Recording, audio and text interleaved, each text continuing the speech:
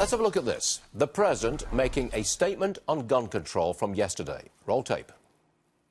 A lot of times, by the time you go to court, it takes so long to go to court to get the due process procedures. I like taking the guns early, like in this crazy man's case that just took place in Florida. He had a lot of firearms. They saw everything. To go to court would have taken a long time. So you could do exactly what you're saying, but take the guns first, go through due process second. You know, that was the key sentence there. Take the guns, the firearms first, then go through due process later. I can feel him seething from my, 2 feet away. Andrew Napolitano, the judge, is here. I really had to listen to that twice to make sure I heard it properly. You did.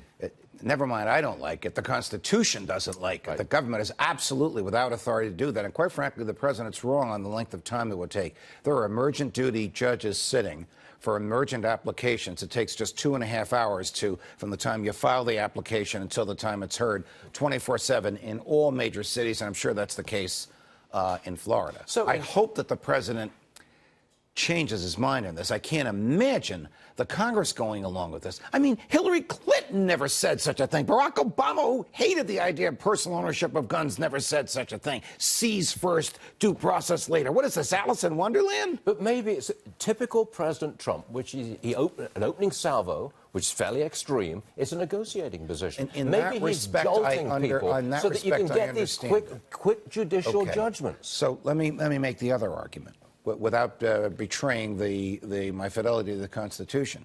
A good negotiator, and he knows this, always demands more than he expects to get. Exactly. So did he want to make a point that the White House has a new attitude about gun control? Boy, if he wanted to make that point, he made it in spades yesterday. But he had to make it. He does not have a majority in the Senate going along with this seize first and due process later. You're still seething, okay. But you thought of me the minute you heard him say Of course I did. We booked you on that basis right immediately. But look, here's the president. He's sitting here, and he's brought left and right together in the White House. They're having the first civil discussion that I can remember. Not in Congress. You don't debate anything in Congress. You debate it right there. These discussions are great. They're but priceless. Everybody in that room has done the same thing, taken an oath to uphold the Constitution, which means the Constitution as the Supreme Court has interpreted it. And the last time the court looked at guns, which was just 4 years ago, it is a natural, personal, human right, and the government must go through great steps to prove that a person isn't entitled to that right. Maybe you could speed up those things that you've got. Well, as I said, there are emergent duty judges sitting all the time. In which case, maybe there'll be more of them.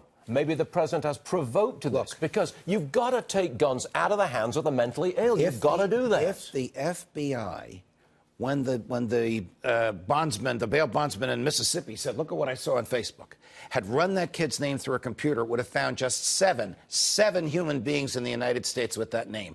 And then if they ran it through their NCIS computer, they would have said, oh, one of them's 19 and he just bought an AR-15. We better go visit him. Did they do that? No.